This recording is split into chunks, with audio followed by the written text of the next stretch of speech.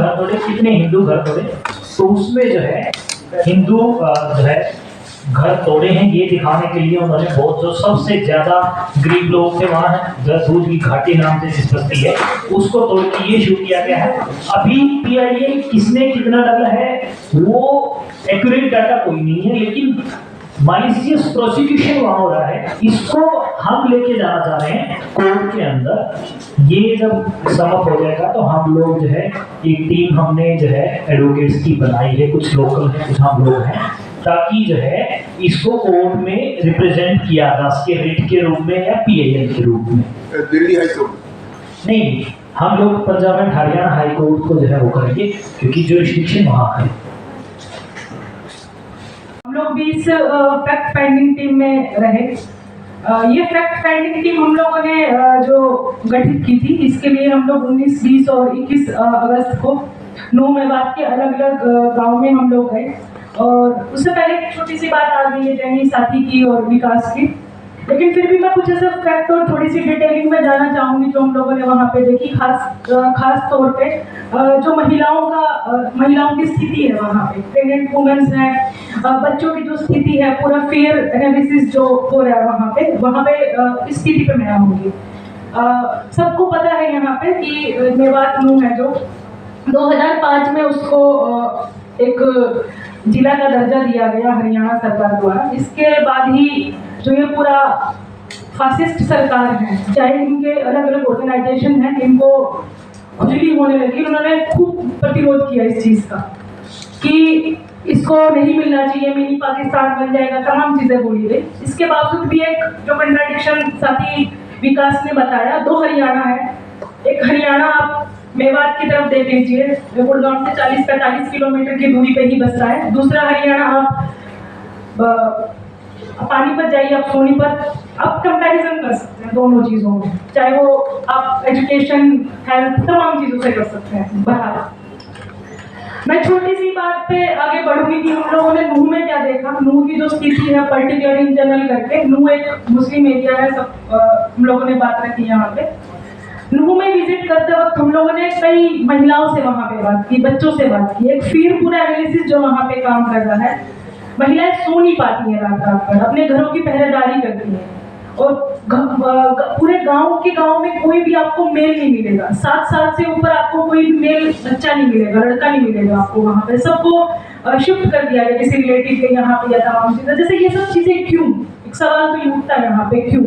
हम लोगों ने मुरादाबाद, पलड़ी, नल्लड़, उठका, कई गाँव में हम लोगों ने जाकर के बातचीत की। वहाँ पे विमेंस ने जो हम लोगों के सामने बोल्डली तरीके से बात रखी, एक फैक्ट तरीके से हम लोगों के सामने चीजें रखी, वो एकदम बहुत सही थी और संतोषजनक थी।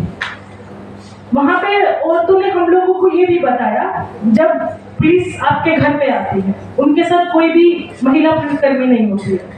पुलिस आती है सुबह में 5 बजे आएगी, 3:45 बजे आएगी, किसी भी टाइम रहेगी, आपका गेट नॉक किया जाएगा, आपके घर की तलाशी ली जाएगी, आपका टॉयलेट और आपके वॉशरूम चेक किए जाएंगे। महिलाओं को माँ बहन की गालियाँ दी जाएंगी। मैं गाली यहाँ पे बोल के नहीं दिखा सकती, वो गालियाँ हम लोगों को महिलाओं ने इंटरव्यू को दौरान दी, वो हमारे पास रिकॉर्डेड है।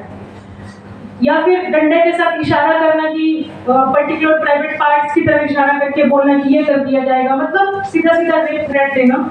ये सब चीजें वहां पे हो रही है फिलहाल। एक इतना टाइम बीत जाने के बाद, 31 जुलाई बीत जाने के बाद, ऐसे ही सवाल उठता है कि ये सब चीजें क्यों, ये जो चीजें हो रही हैं आज, ये फांसीबाजी मोदी सरकार आज बैठ करके जो पूरा प्लानिंग तरीके से सब चीजें कर रही है, बिल्कुल उनकी कई ढेरी सारी की सारी चीजें हैं और ये तो प्रयोग किया गया। अब हरियाणा के ऊपर छोटी सी बात करके देखें हम लोग, हरियाणा बेरोजगारी में इंडिया के सारे स्टेट्स में ऊपर, और अभी बेरोजगारी ले लें हम लोग, महंगाई ले लें, तमाम मुद्दे उठा करके देखें, नोटबंदी उठा करके देखें, तमाम मोदी सरकार की नीतियों का कच्चा चिट्ठा उठा करके देखें, तो ऐसी भी कोई भी एक नीति नहीं होगी जिसपे मोदी सरकार चौड़े होकर के बोल सके कि हम लोगों को वोट दीजिए, नहीं बोल सकती है।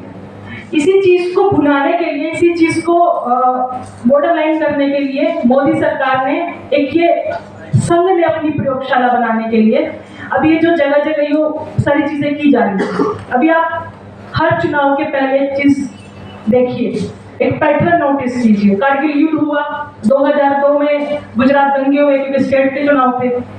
अभी हमारे यहाँ हरियाणा में भी विधानसभा के चुनाव हैं, अभी 2024 में तो पूरे देश में ही चुनाव है। तो ये हम लोग देख सकते हैं पूरा पैटर्न कि चुनाव आने से पहले किस तरीके की पूरी पॉलिटिक्स ये फासीवादी मोदी सरकार कर रही है। अब इनके पास कोई मुद्दा नहीं बचा, तो ये दो मुद्दों पे कूद के बातें कर रही है, सांप्रदायिकता, अंतरराष्ट्रीयवाद। और हम लोग ये बात हम लोगों को एकदम सोचनी चाहिए और जहनी तौर पे भी सोचनी चाहिए कि हम इन तमाम चीजों का, इन तमाम प्रयोगों का जवाब जनता की एकजुटता के दम पे ही दे सकते हैं, चाहे मणिपुर हो, मेवात हो, चाहे कोई भी चीजें हो। और इन चीजों का अगर हम लोग जवाब नहीं देंगे तो ये हम लोगों के सर पे और खुद करके आएंगे। मैं कुछ इंटरव्यू जो हम लोगों ने वहां पे लिए थे उन पर थोड़ी सी चर्चा करनी चाहूंगी। हम लोग एक लड़की से मिले, उसकी उम्र थी 22-23 साल के लगभग थी, राजदा उसका नाम था।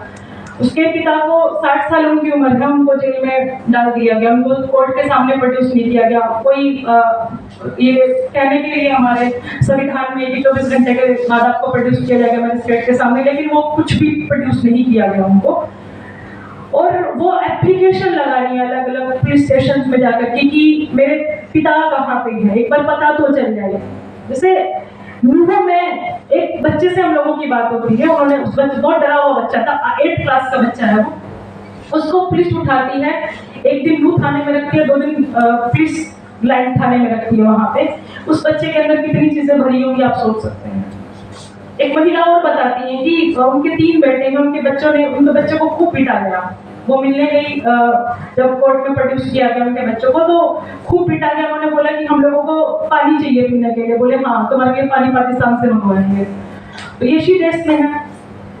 और किसी के इस घटना के बाद 1 महीना भी नहीं बीतता इन चीजों को, और हरियाणा के सीएम मुख्यमंत्री मनोहर लाल खट्टर एक बिग बॉस जीते हुए कंटेस्ट के मीटअप में आते हैं और वहां पे कूट के बात करते हैं, पूरा चिल्ला करके बात करते हैं कि अविश भाई आगे बढ़ेंगे, हरियाणा आगे बढ़ेगा, देश आगे बढ़ेगा। तो ये मानसिकता सोची जा सकती है।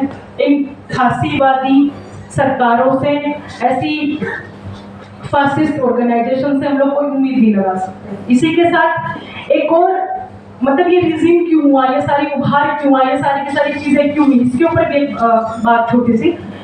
ये सारी चीजें इस तरीके से, क्योंकि हम लोग सब जानते हैं मंदी का दौर है और अपने अकाओं को खुश करने के लिए मोदी सरकार हमेशा दंडवत रही है।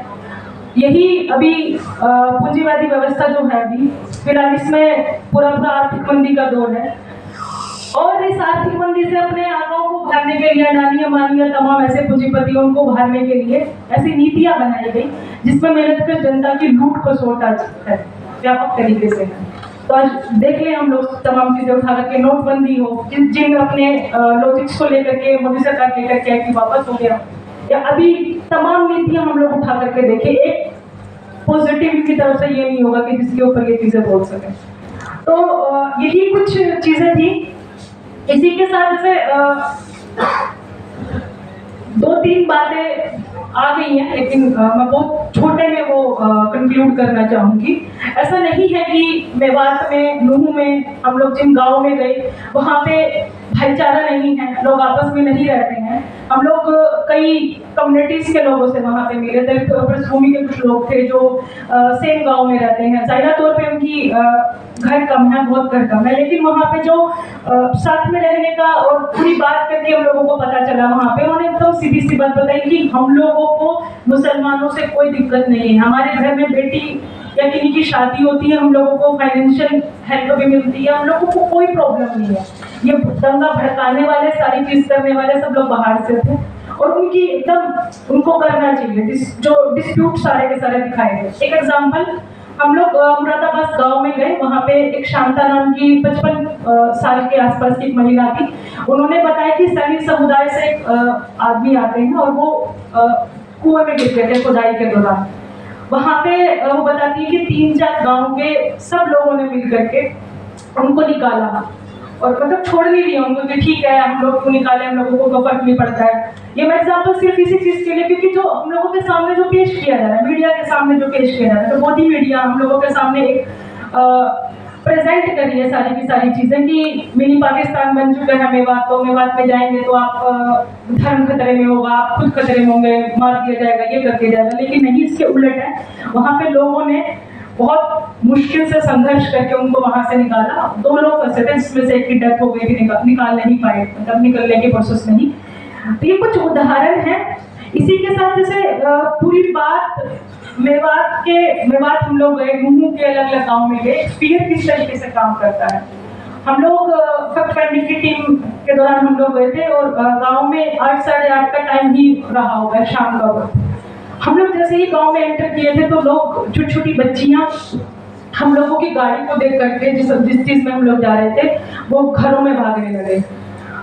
जो बुजुर्ग थे वो अपने जिन पे बैठे थे वो घरों के अंदर वापस लौट रहे हैं। महिलाएं छत पे खड़ी होकर के देख रही हैं क्या हो रहा है, क्या सब चीजें हैं। हाल ये है, घरों में कोई भी नहीं है, पुरुष कोई भी नहीं है, महिलाएं छत पे सोने के लिए मजबूर हैं। और जो पूरा का पूरा मीडिया में भी दिखाई जा रही है पूरी तस्वीर, वो बिल्कुल फेक दिखाई जा रही है। क्योंकि ये तो आप जानते ही हैं, पूरी जो गोदी मीडिया और भाड़े के जो चाटुकार बैठे हैं, मोदी साहब ने जो पाल रखे हैं अपने अपने लिए पॉजिटिव बोलने के लिए, वो सब उन्हीं के साथ में बोल रहे हैं। उसके बरक्स से जो सोशल मीडिया हम लोग कहें कि इस तरीके से अस्तित्व में आया है, जहाँ पे एक जनवादी तरीके से आप बात रख सकते हैं, चीजें आ रही है, लेकिन उसको भी कहीं ना कहीं डिस्टर्बेंस करने के काम किया। तो आप लोगों से ये भी उम्मीद है, जो यहाँ पे फैक्ट फाइंडिंग के तौर पे हम लोगों ने चीजें यहाँ पे रखी आप लोगों के सामने, उसको एक सही प्लेटफॉर्म दे करके ये मैसेज भी जाए कि जिस तरीके का सिनेरियो मीडिया में आ रहा है वो वैसा नहीं है।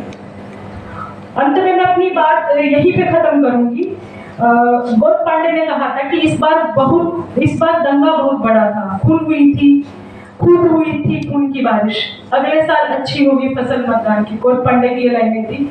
और ये जाहिरा तौर पे ये फांसीवादी मोदी सरकार ये भी इस चीज को इम्प्लीमेंट करने के लिए लगी भी है, चाहे 2002 के गुजरात दंगे हो, बाबरी मस्जिद 1992 का हो, या फिर अभी हाल में ही दिल्ली में जो चर्च पे अटैक करती है बीएसपी वो हो, या दिल्ली के उत्तर पश्चिमी दिल्ली में एक बच्ची की हत्या को पूरा लव जिहाद का मसला मोड़ने की बात हो, ये तमाम चीजें। तो इससे एक ही चीज हम लोगों को बचा सकती है, संघ अपने प्रयोग करने पे लगा है। ये फासिस्ट सरकार, इनके जो ऑर्गेनाइजेशंस हैं, ये ऐसे तो है नहीं कि एकदम से उभार आई इन्होंने खड़े हो गए, इनका काम इन्होंने किया है 100 साल तक, उसी चीज को ये भुना रहे हैं। और जिस तरीके से हम लोग, मेरा इंडिविजुअली ये मानना है कि जनता के दम पे हम लोग इस लोगों को खुद तोड़ जवाब दे सकते हैं, चाहे मणिपुर में हो, चाहे मेवात में हो, चाहे हरियाणा में हो, कहीं पे भी हो। शुक्रिया।